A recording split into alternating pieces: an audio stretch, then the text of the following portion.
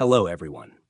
Today, this video is going to explore how power impacts everyday life in China. Power is an interesting topic when it touches every fiber of daily life in Chinese society.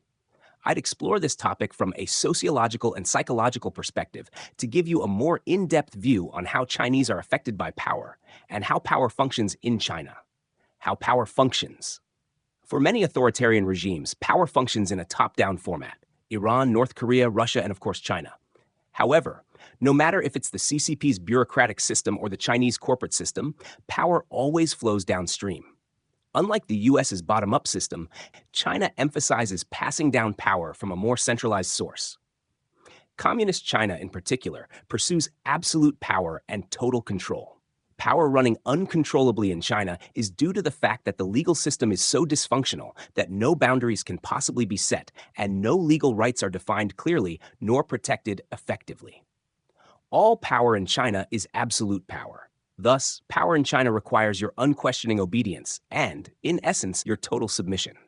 So any form of power in China is trying to obtain total subjugation and total control of its subjects. Chinese, in essence, are subjects of such a regime and slaves to this system. This type of total control not only exists in CCP's bureaucratic system, but also in the Chinese corporate system. I've worked in Chinese companies before, so I have firsthand experience with how power functions in a culture like this. In Chinese, I call this fuquan.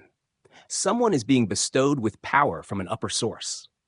You can see many power-injected people in China as they are all bestowed with power from an authority. If someone is injected with power or bestowed with power, they now start acting like the spokesperson for that power. These people become the extensions of their superior. They speak for and act for their superior's ideology. Such power commands absolute compliance and loyalty, as the person holding power doesn't allow any forms of rebellion and dissension. No power in China is given by the people. All power comes from the upper level, and power only serves its source. How power impacts social life in China. From a sociological perspective, power in day-to-day life in China manifests in a way that almost always puts people down in the face of an unfair situation. If you think you are getting unfair treatment, it's best to kowtow to authority, let your rights be taken away, and don't say a word about it. Unfair situations happen in China daily. 95% of the cases end up with the victim taking the hit and moving on. Plus, you can't exactly voice out your disagreement before an authority. Their judgment is an imperial edict. It's very tough to defend yourself in China since you are stripped away of your power and any boundaries you set for yourself. You practically can't defend any of your rights. You don't have rights. You don't get to have rights. Authority here, with absolute power, means everything in China. Even the lawyers here work against you if you believe you got mistreated in an incident. For example, if your boss forces you to drink alcohol in a KTV, and if you refuse to drink, they'd force you either way. If you refuse to drink, your boss threatens to fire you and make you lose your job. You are afraid you may lose your job. Thus, you drink the damn 40% ABV cocktail until you start to puke blood. Later, you try to ask lawyers to help you in this case, as you thought this is a 100% win case for you. But even the lawyers here don't want to help you and think, why can't you drink some beer? Also, the lawyers ask you to be obsequious and beg your boss for mercy, and hopefully, she can hand out some charity by paying your medical bills after forcing you to drink until you puked blood.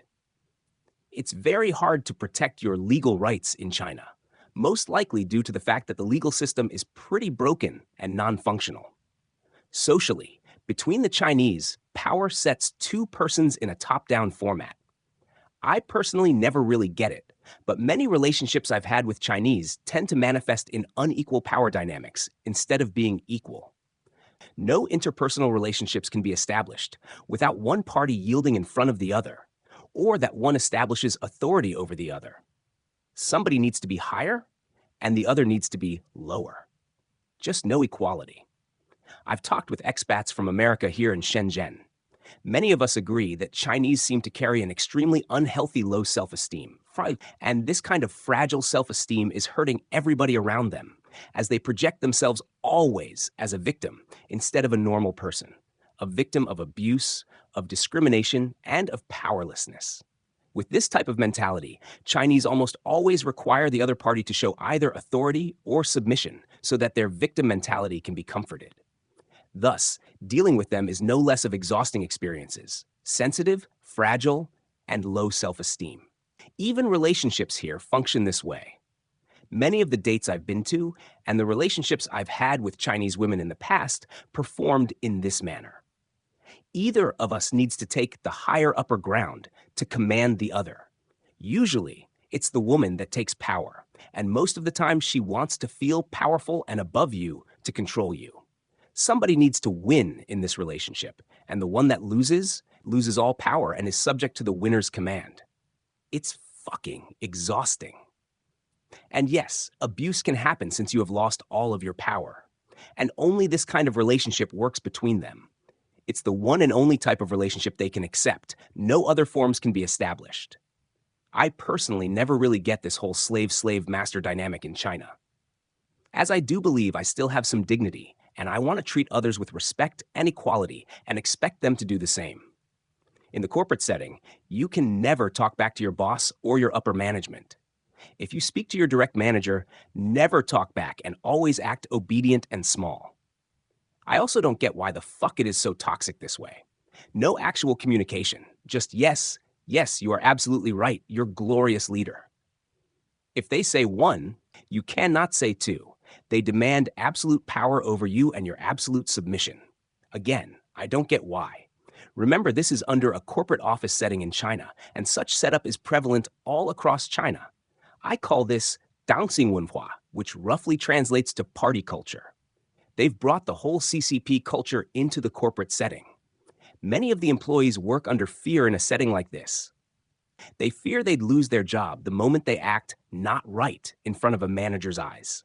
Thus, companies in China emphasize heavily on obedience and submission instead of innovation, creativity, and originality. Psychology behind the control. It's very likely that behind all of this intense control and fragile self-esteem lies a strong insecurity towards reality. People here live in fear, or at the very least, they are incredibly uncertain about the future. It's possible that they have lived under fear for so long that they have grown accustomed to the fear. They never feel fearful consciously, but have deeply embedded fear unconsciously. The more secure you need to feel, the tighter the control you want. By gripping tightly to anything you want, you can only feel safe with the person or the thing. Thus, total control is born. Heads of the party, government officials, CEOs, managers, or your local officers all feel incredibly insecure.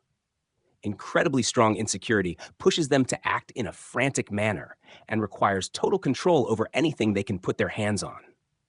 Much like the scenes in 1984 by George Orwell, the desire to seek control is so strong the state furthers their control to anywhere they can possibly reach.